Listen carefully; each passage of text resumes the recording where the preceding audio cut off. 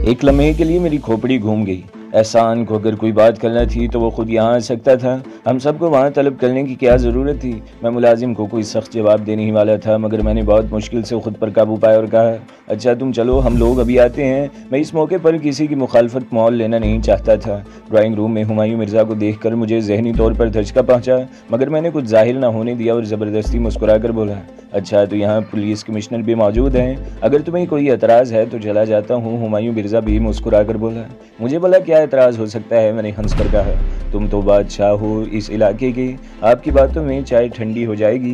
एहसान हंस कर बोला, वैसे तो ये खाने का वक्त है, मगर हमारे मेहमान अभी कुछ देर पहले नाश्ते से फारिग हुए हैं। चाय पीते हुए हुमायूं मिर्ज़ा ने अचानक मुझसे कहा, सुना है कल तुम किसी मुहिम पर गए थे मगर नाकाम लौट आए। Yes, hard luck partner. मैंने ठंडा सांस लेकर कहा, हम वहाँ पहुँचे तो कोई पहले ही काम दिखाकर जा चुका था। वो जाते जाते 2 आदमियों को कत्ल भी कर गया था। इससे पहले कि हुमायूं मिर्ज़ा मुझसे पूछता, मैंने खुद ही इसे बता दिया। मैं जानता था कि अब तक यही इत्तला मिल चुकी होगी, मगर गांव वालों ने सिर्फ पुलिस के 2 अफसरों को वहां से निकलते देखा, जिनमें से एक शदीद जख्मी था। हम ही ने खुद को पुलिस अफसर जाहिर किया था। मेरा लहजा तलख हो गया है, वरना वो लोग हमें रोकने की कोशिश करते और खामखा कुछ लोग हमारे हाथों मारे जाते। लेकिन सवाल ये है कि इन दोनों आदमियों का मर्डर किसने किया। हुमायूं मिर्ज़ा ने मुझे घूरते हुए कहा, यही तो मेरी समझ में नहीं आया। मैंने भी सर्द लहजे में जवाब दिया, और ये मालूम करना तुम्हारा काम है। मैं अच्छी तरह जानता हूँ कि मेरा क्या काम है। हुमायूं मिर्ज़ा का लहजा इस लम्हे अजनबी लग रहा था, तो फिर जाकर मालूम करो। मैं चिल्ला गया, यहाँ वक्त क्यों बर्बाद कर रहे हो कामरान। हुमायूं मिर्ज़ा चीख कर बोला, मुझसे इस लहजे में बात मत करो। एट द स्पॉट तुम भी मौजूद थे, मैं चाहूँ तो अभी तुम्हें भी अरेस्ट कर सकता हूँ। मैं चौंक कर इसे देखने लगा। मेरे शुबहात दुरुस्त साबित हो रहे थे। हुमायूं मिर्ज़ा एक घाघ पुलिस अफसर था। इसे शायद शुबा हो गया था कि मैं झूठ बोल रहा हूँ।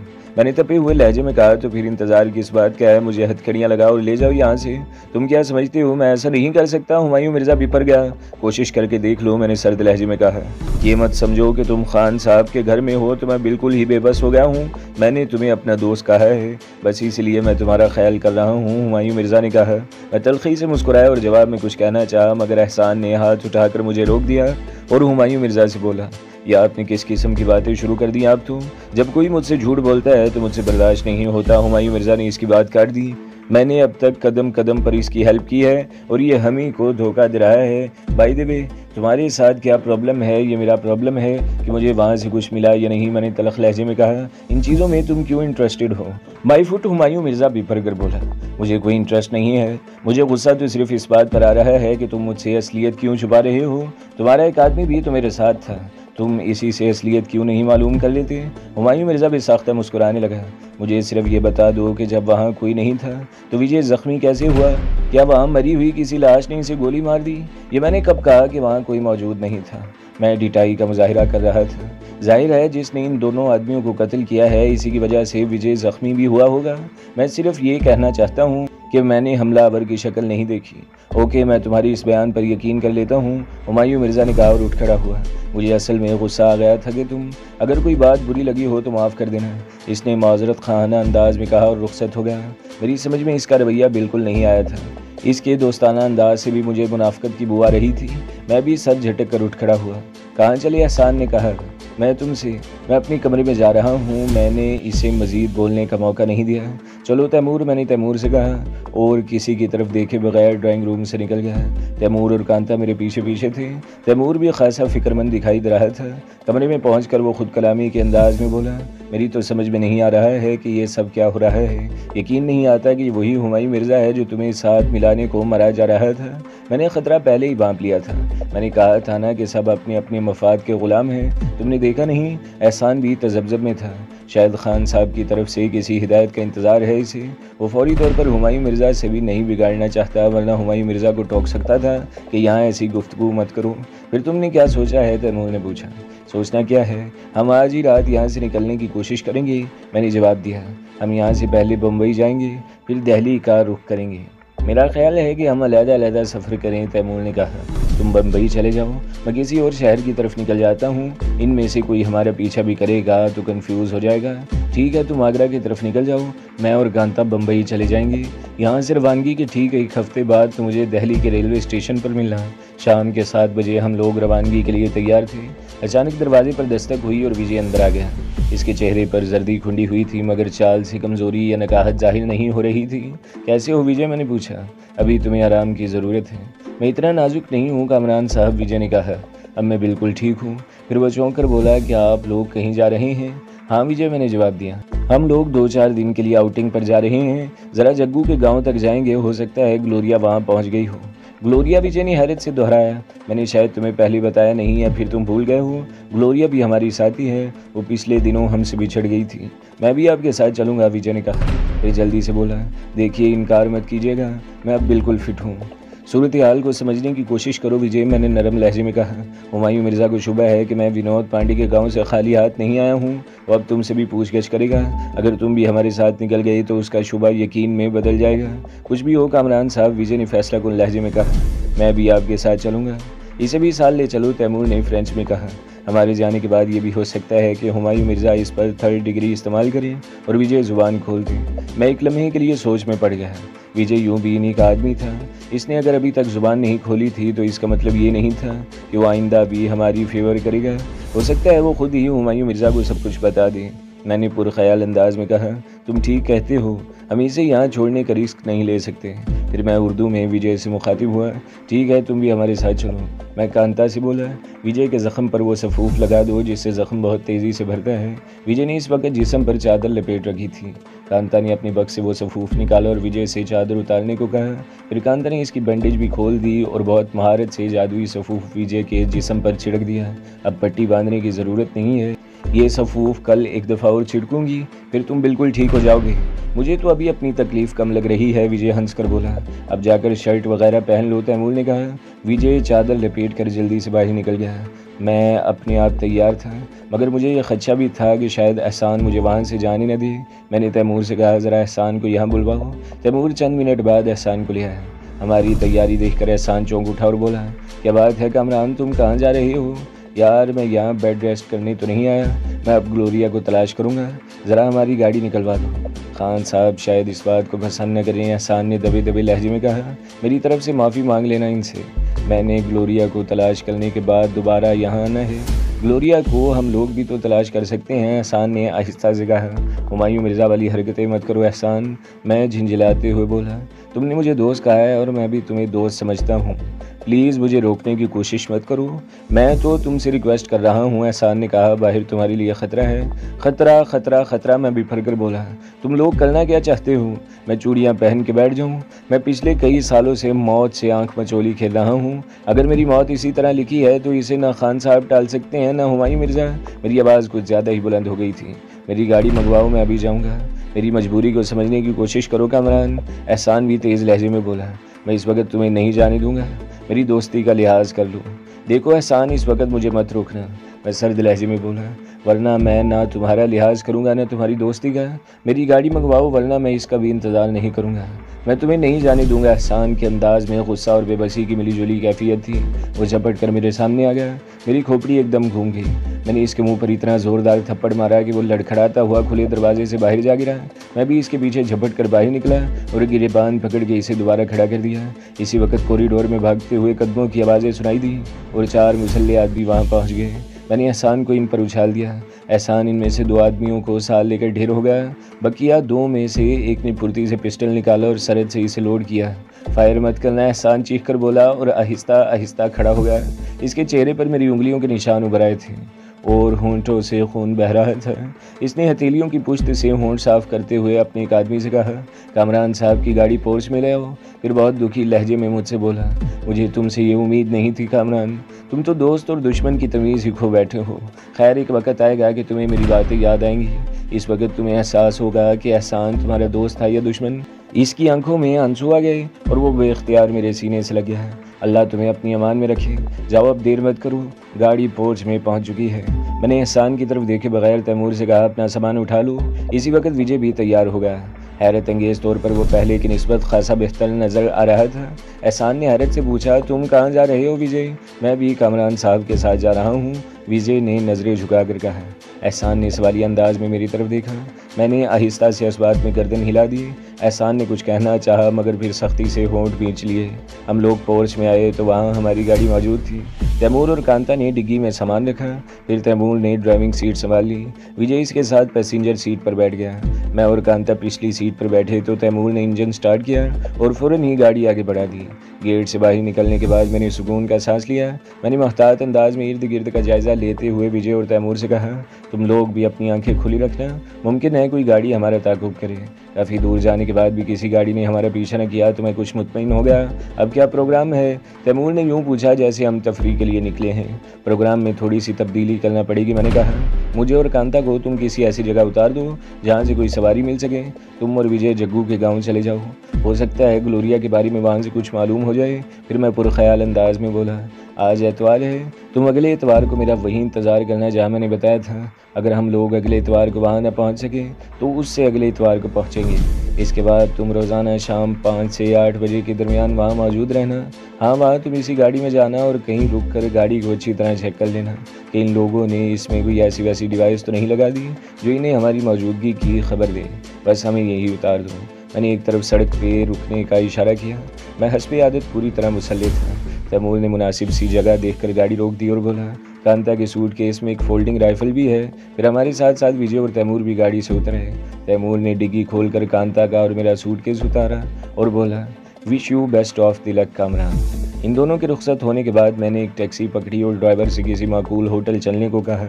मैं फौरी तौर पर आला-ए-बात नहीं छोड़ना चाहता था। मुमकिन है रेलवे स्टेशन और एयरपोर्ट पर हुमायूं मिर्ज़ा ने अपने आदमी लगा रखे हों। इतने हथियारों की मौजूदगी में प्लेन से सफ़र करना तो बहुत मुश्किल था। मैं एक आध दिन बाद ट्रेन से सफ़र करना चाहता था। मैं और कांता बिल्कुल खामोश थे। ड्राइवर बैकव्यू मिरर में बार बार हमें देख रहा था। शायद इसे हमारी खामोशी गैर फितरी लग रही थी। मैंने ड्राइवर को सुनाने के लिए कहा, राधा, एक तो तुम्हारी जिद से मैं तंग आ गया हूँ। क्या ज़रूरी है कि तुम्हारी माता भी हमारे साथ शिमले जाएं? मैं इन छुट्टियों को एंजॉय करना चाहता हूँ। कैसी बातें करते हो अजीत? कांता ने शिकायती अंदाज में कहा। माता जी चली चलेंगी तो तुम्हारा क्या बिगड़ जाएगा? मेरा सुख चैन जाता रहेगा, मैं चिल्लाकर बोला। हमारी शादी को 3 महीने हो गए मगर ये माता जी हमारा पीछा ही नहीं छोड़ती। अच्छा, मुझसे बात मत करो। कांता मुंह फुलाकर बोली और खिड़की की तरफ सिमट कर बैठ गई। मैंने देखा हमारी बातें सुनकर टैक्सी ड्राइवर मुस्कुरा दिया था। थोड़ी देर बाद इसने हमें आला दर्जे के एक होटल पर उतार दिया। मुझसे पैसे लेने के बाद वो हंसकर बोला, साहिब एक बात कहूँ, बुरा मत मानना, माता जी को शिमले ज़रूर ले जाना। वाट में भुन्ना कर इसकी तरफ बढ़ा तो इसने टैक्सी फ़ौरन आगे बढ़ा दी। कांता हंसते हंसते लोटपोट हो गई। मुझे इस लम्हे ऐसा लग रहा था जैसे वाकई कोई माता जी हमारे साथ शिमले जाने को तैयार हूँ। होटल के आरामदेह कमरे में बेड पर नीम दराज होकर माइंदा की मनसूबाबंदी करने लगा। कांता भी कुछ सोच रही थी। फिर वो अचानक बोली, कामरान एक आइडिया है, क्यों ना हम लोग बाई रोड दिल्ली चलें? पैदल? मैंने मजाक उड़ाने वाले अंदाज में कहा। पैदल क्यों, हम कोई गाड़ी ख़रीद सकते हैं। ये पाकिस्तान नहीं बल्कि भारत है, मैंने तंजिया लहजे में कहा। यहाँ गाड़ी ख़रीदने वाले का शजरा नसब तक पूछ लिया जाता है। इतने पैसे कहाँ से आए? कहाँ मुलाजमत करते हो? बिजनेस करते हो तो इनकम टैक्स देते हो या नहीं? कहीं काले धन को सफ़ेद करने के चक्कर में तो नहीं हो? मेरे जले कटे अंदाज पे कांता खिलखिलाकर हंसी और बोली, तुम इतने सीधे साधे कब से हो गए? ये 3 सवाल तो इन लोगों के लिए होते हैं जो पाई पाई जोड़ के गाड़ी ख़रीदते हैं। चोर दरवाजे तो हर जगह होते हैं। ब्लैक में गाड़ी क्या, हेलीकॉप्टर भी मिल जाते हैं। पागलपन की बातें मत करो कांता, मैंने बेजारी से कहा। इस वक्त हम आला-ए-बात में हैं और यहाँ का पुलिस कमिश्नर है हुमायूं मिर्ज़ा। ये तो खैर मुमकिन ही नहीं है कि इस किस्म की कोई डील इनकी नॉलेज में ना आए। कांता का जोशो खरोश मांद पड़ गया। वो बुझे हुए लहजे में बोली, कभी तो मैं भी इस काबिल हो जाऊंगी कि तुम मेरे मशवरे पर अमल करो। ग्लोरिया भी तो आखिर मेरी तरह लड़की ही है। ये ग्लोरिया कहाँ से आ गई बीच में? मैंने हैरत से पूछा। मैंने कई दफ़ा ये बात नोट की है कि तुम ग्लोरिया की बात फ़ौरन मान लेते हो। इसके हवास पर ग्लोरिया सवार हो गई थी, शायद इसलिए कि हम लोग इसकी तलाश में निकल गए थे। वो शायद ये समझ रही थी कि ग्लोरिया कहीं मरखप गई होगी और अब मुझे इसका ख्याल नहीं आएगा। मैंने मौजू बदलने को कहा। अच्छा छोड़ो इस बात को, शिमले चलते हैं। हाँ ठीक है। इसकी आंखें चमकने लगीं। इस वक्त वहाँ का मौसम भी बहुत खूबसूरत होगा। मगर एक बात सुन लो कांता, मैंने संजीदगी से कहा। माता जी साथ नहीं जाएंगी? कांता ने भुननाकर मुझ पर तकिया खींच मारा। इस लम्हे मुझे ऐसा महसूस हुआ जैसे कोई दरवाजे पे खड़ा हो। दरवाजे के नीचे झुरी से मुझे इसके जूते नजर आए, वो भी इसलिए कि तकिए की आवाज़ से बचने के लिए मैं नीचे की तरफ झुक गया था। मैंने होंठों पर उंगली रख के कांता को खामोश रहने का इशारा किया और ख़ुद बुलंद आवाज़ में बोलने लगा। तुम्हारी माता जी ने तो मेरी ज़िंदगी अजीरन कर दी है, इन्हें तो अब तीर्थ यात्रा के लिए भेज दो। इसके साथ ही मैं दबे पाँव दरवाजे की तरफ भी बढ़ रहा था। कांता हैरत से मुझे देख रही थी। मैं मुसलसल बोलता रहा, इन्हें किसी पल चैन नहीं पड़ता, हर वक्त सर पर सवार रहती हैं। मैं भी ऐसे लोगों का इलाज जानता हूँ। ये कहकर मैंने अचानक दरवाज़ा खोल दिया। वो इसी होटल का बैरा था। मुझे सामने देखकर वो बुरी तरह से पिटा गया और वहाँ से भागने की कोशिश की, मगर मैंने एकदम इसका गिरबान पकड़कर अंदर खींचा और कांता से दरवाज़ा बोल्ट करने को कहा। फिर मैंने कहरा आलूर नज़रों से बैरे को घूरा और दृष्ट लहजे में बोला, यहाँ क्या कर रहे हो? वो मैं इस ख्याल से आ गया था कि आपको किसी चीज़ की ज़रूरत ना हो, वो सहमे हुए लहजे में बोला। मैंने इसका गिरबान छोड़ के अचानक इसके चेहरे पर ज़ोरदार थप्पड़ रसीद किया और सर्द लहजे में बोला, मैं सच सुनने का आदी हूँ, इसलिए सिर्फ और सिर्फ सच बोलो। एक ही थप्पड़ में इसका हुलिया बिगड़ गया और होंठों से खून बहने लगा। बताता हूँ, इसने जल्दी से कहा, आप पहले ये पढ़ लें। इसने पैंट की हिप पॉकेट में हाथ डाला। ख़त की बजाय इसके हाथ में .2 का छोटा सा रिवॉल्वर दबा हुआ था। मुझे हंसी तो बहुत आई, मगर मैंने इस पर जाहिर नहीं किया। वो लहजे को खौफनाक बनाकर बोला, अपनी जगह से हरकत मत करना वरना मैं फायर कर दूंगा। मगर मेरा क्या कसूर है? मैंने खौफजदा होने की अदाकारी की। अपनी ज़ुबान बंद रखो और बाथरूम में चलो। इसने पिस्तौल की नाल से बाथरूम की तरफ इशारा किया। तुम जो कहोगे मैं करूँगा, मगर वक़्त बर्बाद मत करो, वो गरज कर बोला। बाथरूम में चलो। फिर वो कांता से मुखातिब हुआ, ये तुम भी उठो, बाथरूम में ले जाके क्या नहलाओगे? मैंने मजाका खेज अंदाज में पूछा। पिस्तौल वाले ने घूर के मुझे देखा तो मैं जल्दी से बोला, चलो कांता, ये नहलाए बगैर नहीं मानेगा। ये कहकर मैं बाथरूम की तरफ मुड़ा तो इसके साए से मुझे एहसास हो गया कि वो मेरे नज़दीक आ गया है। मैं जाते जाते एकदम घूमा और इसके सर पर एक के बाद दीगरे 2 राउंड किक रसीद किए। वो तेबरा कर गिरा तो मैंने झपट कर इसके पिस्तौल वाले हाथ पर पाँव रख के ज़ोर से झटका दिया। वो तकलीफ़ की शिद्दत से कर्बनाक अंदाज में चीखा। मैंने दूसरे पैर से ठोकर मार के इसका पिस्तौल दूर फेंक दिया और गिरेबान पकड़ कर उठा लिया। फिर मैं सर्द लहजे में बोला, अब तुम बाथरूम में चलो। वो एकदम खौफजदा दिखाई देने लगा और हकला कर बोला, मैम मेरी बात तो सुने। मैंने इसके मुंह पर भरपूर थप्पड़ मारा तो वो खुद ही बाथरूम में जा गिरा। मैं इसके पीछे लपका। वो वाश बेसन का सहारा लेकर उठने की कोशिश कर रहा था। मैं जो ही अंदर दाखिल हुआ, इसने घूम के मेरे मुंह पर साबन दे मारा। साबन पत्थर की तरह मेरी पेशानी के वस्त में लगा। वक्ती तौर पर मैं बुरी तरह चकरा गया। इसने आगे बढ़ के मेरे पेट में पूरी कुव्वत से घुटना मारा। मैं तकलीफ की शिद्दत से दोहरा हुआ तो इसने दोनों हाथों से मेरा सर पकड़ के इतनी कुव्वत से घुटना मेरी पेशानी पर मारा। मेरी आंखों के आगे अंधेरा छा गया और मैं बुरी तरह डोलने लगा। बाज़ औक़ात कमज़ोर हरीफ भी ख़तरनाक साबित होता है। मैं इसे कम अज़ कम कमज़ोर समझा था। इसी गलत फहमी में इसने मेरा हशर कर दिया। मैंने 2-3 दफ़ा सर झटक के अपने औसान बहाल किए तो अचानक इसने दोनों हाथों से मेरी गर्दन दबोच ली और पूरी कुव्वत से मेरा गला दबाने लगा। वो ना सिर्फ लड़ने भिड़ने में ताक था, बल्कि बला का ताकतवर भी था। मुझे अपनी आंखें हल्कों से उबलती महसूस हुई। मैंने दिल ही दिल में कहा, मियाँ कामरान, तुमने बड़े बड़े सुरमाओं को शिकस्त दी है। पुलिस और खुफिया एजेंसियाँ तुम्हारा कुछ न बिगाड़ सकी, मगर एक मामूली से आदमी के हाथों मर रहे हो। मुझे इतना यकीन नहीं था कि वो गाउदी सा शख्स मुझे इस बुरी तरह रुगेद कर रख देगा। इसकी गिरफ्त लम्हा ब लम्हा सख्त होती जा रही थी और मेरे नथरों के आगे अंधेरा छा रहा था। आखिरी कोशिश के तौर पर मेरे जिस्म की बची कुची कुव्वत मुज्तमा करके इसके पेट के निचले हिस्से में घुटना मारा। इसके हलक से ओक की आवाज़ निकली और गिरफ्त इतनी ढीली हुई कि मैं आसानी से सांस लेने लगा। अगर आम हालात में इस पर वो वार करता तो शायद वो दूसरा सांस भी ना ले पाता, मगर इस वक्त मेरे जिस्म में जान ही नहीं थी। मैंने 2-4 गहरे गहरे सांस लिए और हवास कुछ बहाल हुए तो मैंने इसके पेट में घुंसा मारा। दूसरे ही लम्हे मेरी गर्दन इसके हाथ से छूट गई और वो उलट के वाश बेसन पर गिरा। मैंने झपट के इसकी गर्दन दबोच ली और इसका चेहरा कमोड में ठोंस दिया। वो बुरी तरह हाथ पाँव मारने लगा। पानी में चेहरा डूबा तो इसका सांस रुकने लगा। इस वक्त मुझ पर जुनूनी कैफियत तारी थी और मैं इसे छोड़ने को तैयार नहीं था। क्या कर रहे हो कामरान, मर जाएगा ये, कांता चीख कर बोली। वो न जाने कब बाथरूम में आ गई थी। मर जाने दो इस हरामजादे को। मैंने इसका सर कमोड से बाहर निकालते ही कहा, अजियत देकर मारना चाहता था। हरामजादे ने मेरा बुरा हाल कर दिया था। इसे मारने से पहले इससे पूछ तो लो कि यहाँ किसने भेजा इसे। कांता ने कहा। मुझे इतना गुस्सा था कि मैं इससे ये सवाल करना ही भूल गया था। मेरे पूछने से पहले ही वो बोल पड़ा, मैं सब कुछ बता दूंगा मगर भगवान के लिए मुझे मारना मत। अभी तो मेरी जान ले रहा था तो तुझे भगवान याद नहीं आया था। मैंने दांत पीस कर कहा और इसका सर दोबारा कमोड में दबा दिया। वो फिर बुरी तरह हाथ पाँव मारने लगा। इस मरतबा मैंने इसका सर बाहर निकाला तो वो बुरी तरह हाँफ रहा था। हाँ बोल, मुझे किसने हमारी जासूसी पर लगाया था? मैंने पूछा। मैं इस आदमी को नहीं जानता, इसने हाँफते हुए कहा। इसने मुझे 1000 रुपये दिए थे और कहा था कि आप पर नज़र रखूं और मौका मिले तो कमरे की तलाशी भी ले लूं। आते जाते कोई ख़ास बात सुनूं तो वो भी इसे बता दूं। इसने मुझे पिस्तौल भी दिया था। इस आदमी ने तुमसे क्या चीज़ ढूंढने को कहा था? तलाशी लेकर तुम यहाँ से क्या ले जाते? इसने कहा था कि आपके पास कोई कागजात हों। होटल के मैनेजर को यहाँ बुलवाओ, मैंने कांता से कहा। इससे कहना कि यहाँ के बाहरी इस काबिल नहीं है कि कोई शरीफ आदमी यहाँ ठहर सके। कहना हम अभी और इसी वक्त चेक ऑडिट करना चाहते हैं। मुझे माफ़ कर दे साहब, हमला आवर गिगा कर बोला। मैं इस होटल में नौकरी नहीं करता। मैनेजर मुझे फ़ौरन पुलिस के हवाले कर देगा। ये मेरा प्रॉब्लम नहीं है, मैंने सर्द लहजे में कहा। मेरे हाथों खामखा मारे जाओगे, इसलिए बेहतर यही है कि तुम्हें पुलिस के हवाले कर दिया जाए। कहने को तो मैंने कह दिया था मगर फिर मुझे ख्याल आया कि पुलिस के आने से 100 किस्म के बखेड़े पैदा होंगे, हम खुद भी उलझन में पड़ जाएंगे और मुमकिन है एक मरतबा फिर हम लोग हुमायूं मिर्ज़ा के हत्थे चढ़ जाएं। मुझे माफ़ कर दें, हमलावर फिर खुशआमदाना लहजे में बोला। मुझसे भूल हो गई। मैंने गर्दन पकड़े पकड़े दूसरे हाथ से इसकी तलाशी ली, इसकी गर्दन छोड़ दी। वो बड़ी मुश्किल से सीधा खड़ा हुआ और अपनी गर्दन मसलने लगा। मुंह धोकर बाहर आओ, मैंने इससे कहा और दूसरे कमरे की तरफ बढ़ गया। और हाँ, अब हीरो बनने की कोशिश मत करना वरना इस दफ़ा मैं कोई रियायत नहीं दूंगा। कमरे में आकर मैंने इसका पिस्तौल उठाया और जेब में रख लिया।